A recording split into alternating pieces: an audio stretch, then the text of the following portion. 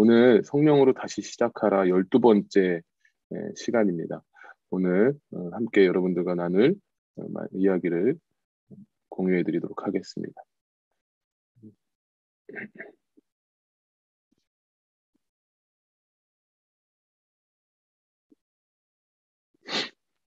네, 특별 새벽 기도회 12번째 날 책으로는 파트 세 번째 부분인데요. 성령의 바람을 타고 이 땅에서도 천국을 살라라는 파트입니다. 그 가운데에서 하나님의 사랑, 세례를 받으라라는 챕터인데요. 오늘 여러분들과 함께 이 내용과 함께 나누고 싶은 말씀은 에베소서 5장 1절과 2절 말씀입니다.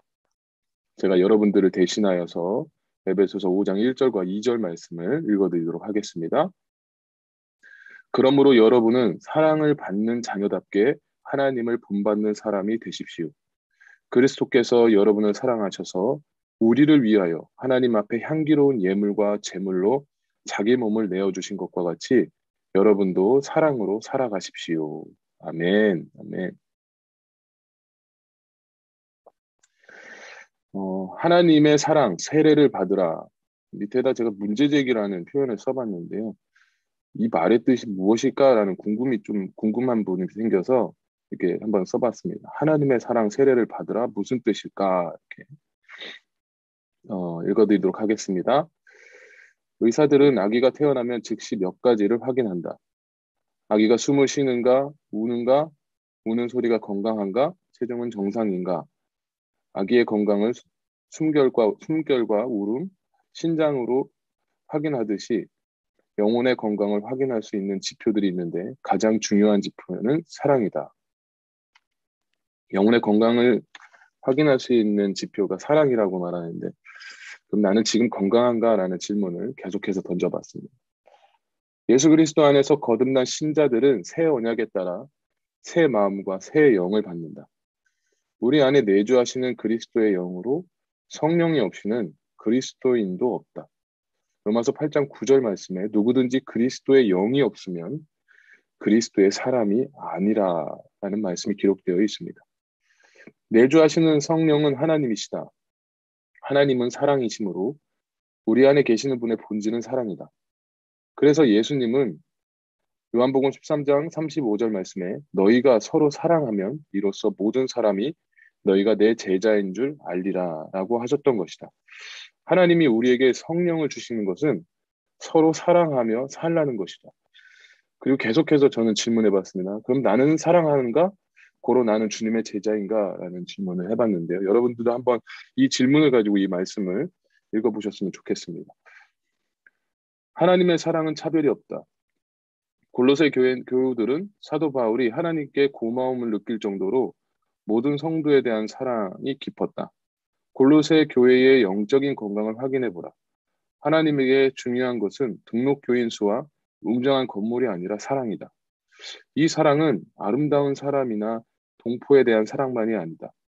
골로새 교회는 모든 성도를 사랑했다. 불신의 세상에서 이보다 아름다운 칭찬이 또 있을까? 하나님의 사랑은 생명이건만 우리의 교회 생활은 문화와 인종의 영향을 받는다.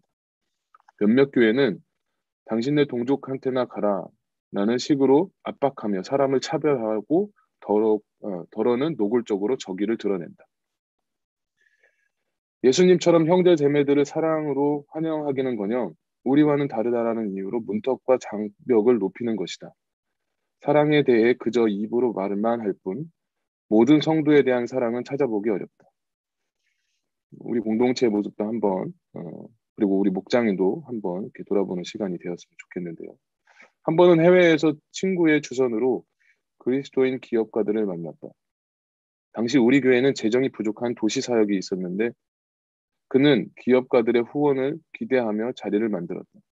내가 교회 상황을 짧게 설명하자 그들은 솔직하게 말했다. 그들은 부자였고 그 나라에는 극빈자들이 드물었지만 그들은 동족만 돕겠다고 했다.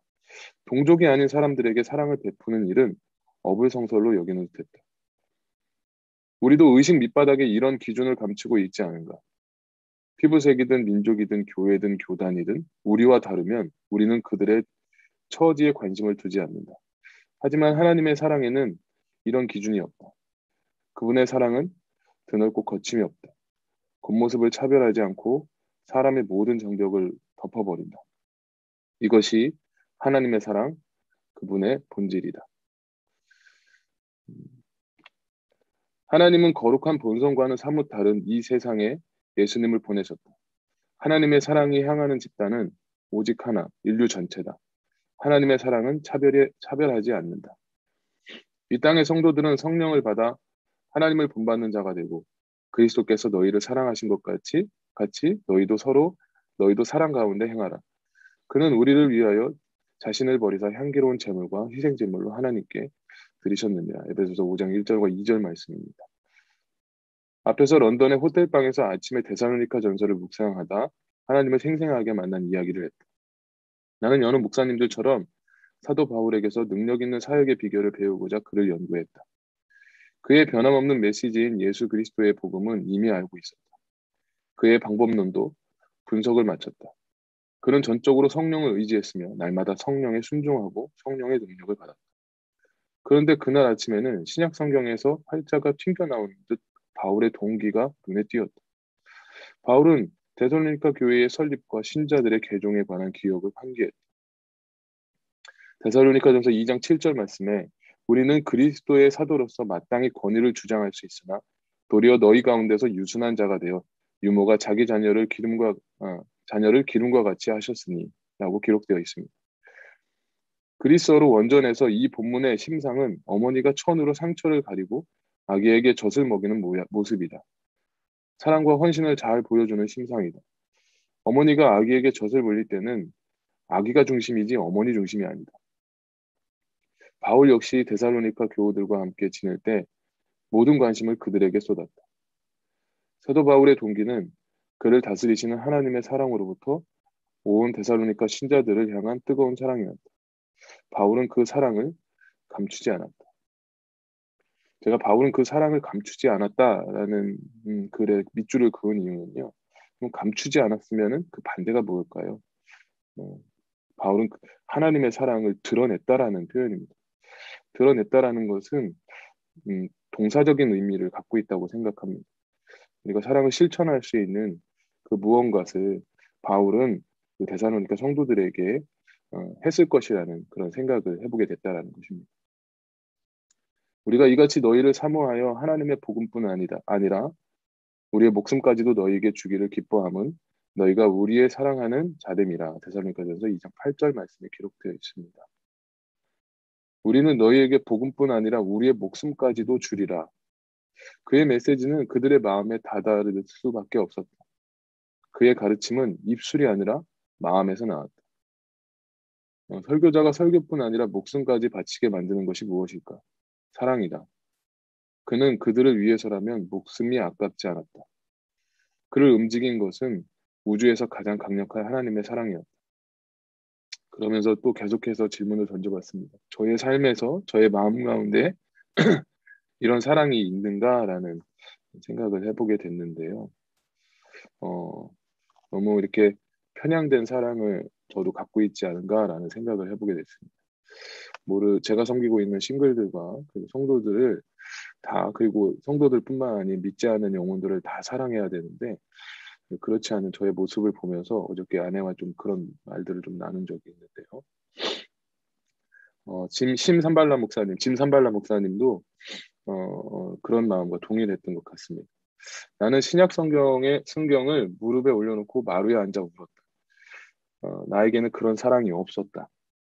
강한 자의식이 하나님의 사랑을 방해하고 있었다. 실수 없이 설교를 마치고 사람들이 좋은 평가를 해주기를 바랄 뿐이었다. 아기를 기르는 어머니, 양들을 위해 목숨을 바치는 목자, 하나님은 기계적이고 무정한 내 모습을 보여주셨고 나는 그분을 붙잡고 오랫동안 기도했다. 내가 필요한 것은 재충전이 아니라 영혼의 재정비와 새로운 생활 방식이었다. 그 후로 하나님이 보시듯 사람들을 보게 해 주십사, 그분의 심정을 이해하게 해 주십사, 기도하고 또 기도했다. 물론 수없이 실패했다. 그래서 나는 더더욱 은혜의 보좌를 떠날 수 없다. 소수의 신자들이나 특별한 사역자들만 이런 사랑을 할 수 있는 것은 아니다. 바울은 이것을 주님에게 부끄럽지 않은 인생이라고 했으며 이것은 우리를 향한 하나님의 목적이다. 그분의 사랑으로 구원을 받았음에도 여전히 이기심과 다툼, 편견으로 가득하다면 그 인생은 부끄러운 인생이다. 그분의 자비를 누리는 우리가 어떻게 사람을 가혹하게 대할 수 있는가? 예수님이 우리를 그렇게 대하시는가? 우리가 실패하면 그분이 우리의 멱살을 잡으시는가? 우리가 변덕스럽고 약속을 지키지 못함으로 그분이 우리를 실패자 취급하는가? 아니다. 그분의 사랑은 변함이 없고 우리의 실패를 용서하신다. 범사에 그분을 기쁘시게 하는 유일한 길, 역시 사랑의 생이다. 하나님도 감정이 있으므로 우리처럼 기쁨과 아픔을 느끼신다. 하나님은 평소 우리의 언행을 보시고 기뻐하시기도 하시고 휘파람을 불기도 하신다. 놀랍지 않은가? 오늘 우리는 만유의 하나님을 기쁘게 해드릴 수 있다. 그분은 우리의 이해를 초월하시고 전지전능하고 무소부재하시지만 아무리 평범한 행동이라도 우리의 사랑에 감동하신다. 사랑의 하나님을 기쁘게 해드릴 수 있는 것이 사랑 외에 또 무엇이 있겠는가? 중요한 것은 늘 사랑이다. 그리스도 예수 안에서는 할례나 무할례나 효력이 없으되 사랑으로서 역사하는 믿음뿐이다 라는 말씀이 갈라디아서 5장 6절에 기록되어 있습니다. 설령 하나님이 아브라함과 맺은 언약의 징표가 할례였더라도 새날이 밝았고 더 좋은 언약이 확립되었다. 할례, 인종, 재능, 재물, 명예, 교육 등 우리가 귀하게 여기는 것들은 사랑 앞에서 효력을 잃었다. 모든 교회와 그리스도인은 스스로가 그리스도의 것이라는 확실한 징표로 사랑을 행할 책임이 있다. 라는 말씀입니다. 사랑은 성령의 열매입니다. 사랑의 사람, 아니 그보다 사랑의 사람들이 모인 교회는 세상에 막강한 영향력을 끼친다. 몇 년 전 남부에 사는 노 부부가 우리 교회를 방문했는데 내 친구의 친구들이었다. 친구가 예배 후 그들을 내게 소개했는데 그들은 조금 격양돼 있었다. 목사님, 가기 전에 하고 싶은 말이 있습니다. 우리는 매우 보수적인 교회에 다닙니다. 그런데 오늘 예배는 우리 교회와는 사뭇 달랐습니다. 노래가 흥겹고 손을 들고 감정이 풍부해서가 아닙니다. 그것도 좋았습니다. 하지만 우리는 평생 흑인과 라틴계 사람들과 함께 예배해 본 적이 없습니다. 게다가 목사님이 서로 인사하라고 했을 때 난생 처음 보는 사람들이 내가 형제라고 되는 듯 포옹했습니다. 지금 30년 동안 모 교회에서 느꼈던 것보다 오늘 아침 낯선 사람들에게서 더 큰 사랑을 느꼈습니다. 그의 눈에 눈물이 그렁그렁했다. 이렇게 고마울 때가 그는 설교가 좋다라는 말도 성가대가 좋다라는 말도 하지 않았다. 하나님의 사랑이 그의 마음을 어루만지고 그의 눈을 열었다. 그가 평생 신중하게 그리고 종교적으로 세운 장벽은 거센 사랑의 물결에 모래성처럼 허물어졌다. 그날 그가 받은 사랑은 사람이 가르칠 수 없는 사랑이 아니었다. 형제 사랑에 관하여는 너희에게 쓸 것이 없음은 너희들 자신이 하나님의 가르치심을 받아 서로 사랑함이라. 데살로니가전서 4장 9절 말씀입니다. 하나님은 사랑의 학교 학생들의 교장이며 선생님이다. 그분의 가르침은 명료하다. 하나님은 사랑이시라. 사랑 안에 거하는 자는 하나님 안에 거하고 하나님도 그의 안에 거하시느니라. 아멘. 깊이 새기고 또 새겨야 할 말씀입니다. 깊이 새기고 또 새겨야 될 말씀 한 번 더 다시 읽어드리겠습니다. 하나님은 사랑이시라. 사랑 안에 거하는 자는 우리가 사랑 안에 거할 때 하나님 안에 거하게 되고 하나님도 그의 안에 거하신다라는 말씀인 거죠. 교리에 대한 토론은 필요하다. 하지만 칼뱅주의, 오순절주의, 복음주의 등 주의가 하나님 안에서 사는 생을 증명하는 것은 아니다. 그것을 증명하는 것은 오직 사랑이다. 이른바 하나님의 이름과 도덕의 이름으로 싸우는 문화전쟁은 사랑보다 아픔을 더 많이 남긴다. 예수님의 메시지를 전하는 목적을 잃은 셈이다. 사랑은 이웃에게 악을 행하지 아니하나니 그러므로 사랑은 율법의 완성이니라. 아멘. 물론 태도를 고쳐야 할 사람은 우리만이 아니었다. 우상의 제물을 먹는 문제에 관해 의견이 분분했던 고린도 교우들에게 바울은 차분히 답했다. 우리가 다 지식이 있는 줄을 아나 지식은 교만하게 하며 사랑은 덕을 세웁니다. 모질게 서로 싸워서는 아무것도 이룰 수 없다. 세상 사람들은 우리를 보며 기독교는 왜 허구한 날 싸워? 정말 싫어. 라고 한다. 기독교의 매력은 사랑이다. 예수님은 죄인들의 친구였다. 그분의 매력은 사랑이었고 사람들은 그런 그분 곁에 있고 싶어 했다. 그렇다면 우리 주위의 비신자들은 우리를 어떻게 여길까? 우리를 어떻게 여길까요? 어, 사랑 안에 거하는 자. 이것이 우리의 최후 시험이다. 이것을 늘 기억하자. 골로새의 그리스도인들은 어떻게 모든 성도를 사랑할 수 있었을까? 바울은 어떻게 아기를 기르는 어머니의 이타적인 마음으로 목숨까지 바치겠다는 각오로 사람을 사랑할 수 있었을까? 바울이 에바브라에게 전해들은 성령 안에서 너희 사랑을 이라는 말이 답이 된다. 성령 안에서 이게 답이라는 것입니다. 골로새 성도들의 사랑은 세상의 사랑이 아니라 육체의 한계와 성향을 대신한 성령의 사랑이었다. 성령 하나님의 사랑이므로 초자연적인 사랑이었다. 그리고 초자연적인 사랑을 실천할 수 있었다. 저는 이렇게 덧붙이고 싶습니다. 이는 매우 중요한 교훈이다. 그리스도는 사랑의 완벽한 모범이시다.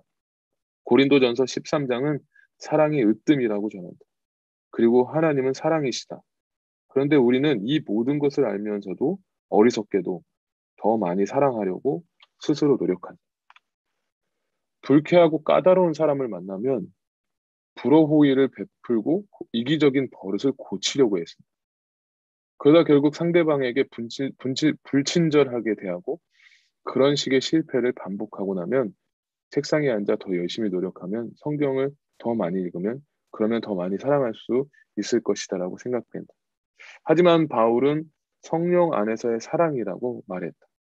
이것은 사람의 능력으로 다할 수 없는 사랑이다. 갈라디아서의 가르침을 떠올려 보라. 오직 성령의 열매는 사랑이다.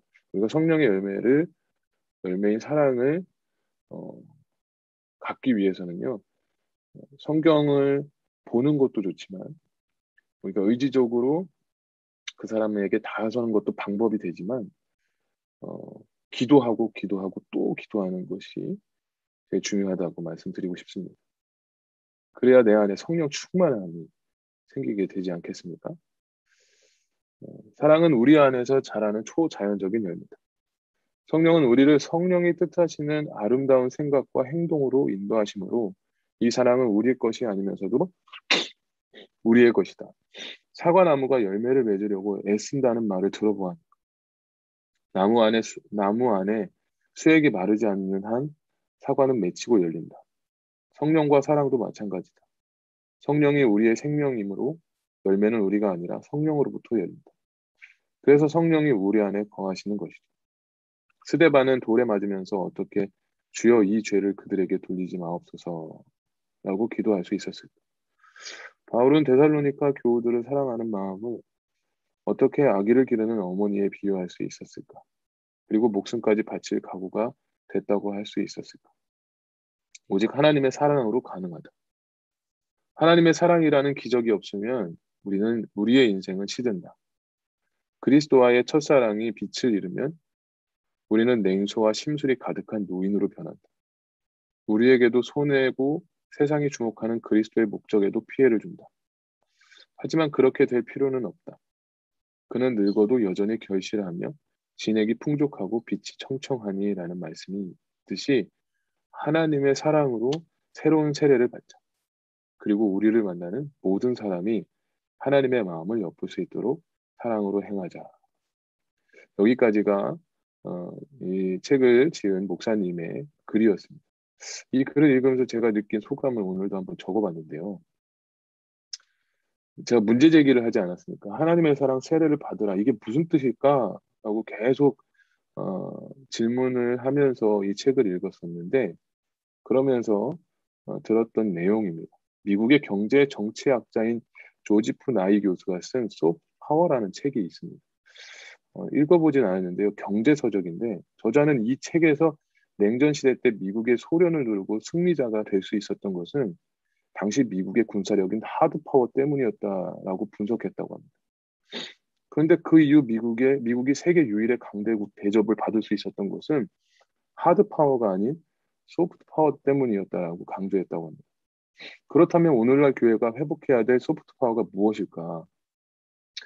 우리가 회복하고 맺어야 할 가장 대표적인 영적 소프트 파워는 아마 사랑이 아닐까 싶습니다. 우리는 사랑의 힘을 믿어야 된다는 것입니다. 그저 명사로 가두어 놓는 사랑을 동사로 해방시켜줘야 된다는 거죠. 아, 사랑해야지. 그럼 사랑으로 돌봐줘야지. 아, 사랑하고 싶다. 이렇게 형용사적으로, 추상적으로, 입으로만 하는 것이 아니라 그 사랑을 동사적으로 해방시켜줘야 된다는 것입니다. 사랑은 지극히 실제적이면서 생생하게 살아 움직이며 놀라운 파워가 발휘됩니다. 요한복음 3장 16절 말씀에 하나님이 세상을 이처럼 사랑하사 독생자를 주셨으니 이는 그를 믿는 자마다 멸망하지 않고 영생을 얻게 하려 하심이라 라는 말씀이 있는데요. 여기에 보면 하나님의 가장 강력한 소프트 파워인 사랑의 공식이 있더라고요. 보니까 사랑하사 주셨으니 얻게 하려 하심이라. 사랑했더니 주셨고 얻게 하셨다는 것입니다. 하나님께서는 세상을 사랑하셔서 독생자를 주셨고 그 결과로 영생을 얻게 하셨다는 것입니다. 즉 사랑이 없이는 열매도 없다라는 것이죠. 사랑의 열매는 성령을 의지해야만 맺을 수 있습니다. 우리가 진정한 성령 세례를 받음으로 하나님의 사랑을 다른 사람에게도 흘려보낼 수 있을 것이라는 것이죠.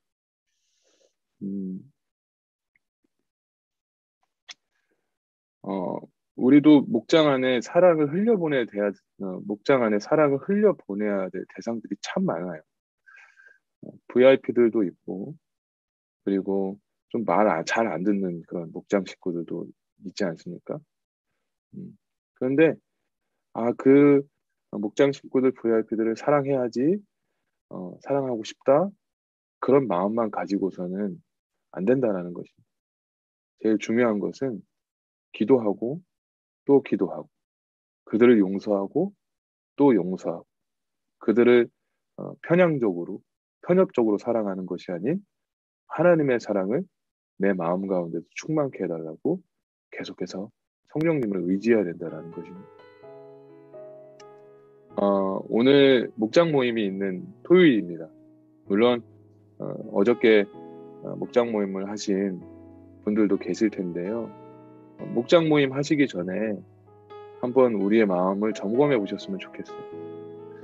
내가 섬기고 있는 목장 식구들에게 정말 예수님의 진정한 사랑으로 그들을 사랑하며 돌보고 그들을 섬기고 있는지 말입니다. 사람들은 영적인 사람들이기 때문에요. 사랑이 없는 섬김은 느껴질 수 있다고 저는 생각이 합니다. 우리에게 회복되어야 될 것이 무엇일까요? 바로 예수 그리스도의 십자가의 사랑, 예수 그리스도의 헌신적인 사랑. 그 사랑을 우리가 끝까지 붙들어야 되지 않을까요? 오늘 이 아침부터 읽혀진 이 말씀, 그리고 이 토픽, 오늘 하루 여러분들의 거룩한 부담감의 단어가 되었으면 좋겠습니다. 내가 사랑하고 있는지.